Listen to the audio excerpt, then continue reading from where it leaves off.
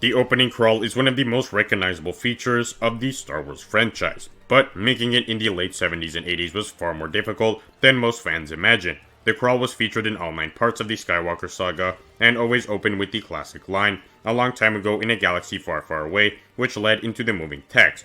Though the opening crawl has evolved since George Lucas initially used it, the technique has become iconic, along with the film series. Physical models had to be created in order to produce these opening crawls for the original Star Wars trilogy. The models, which were pretty lengthy, were spread out along the floor so that a low camera could move horizontally along the text to produce a crawling impression. Because of the focus issues and imperfections, special effects experts noted that the opening crawl process took a long time, so several test runs were needed before everything could be declared perfect.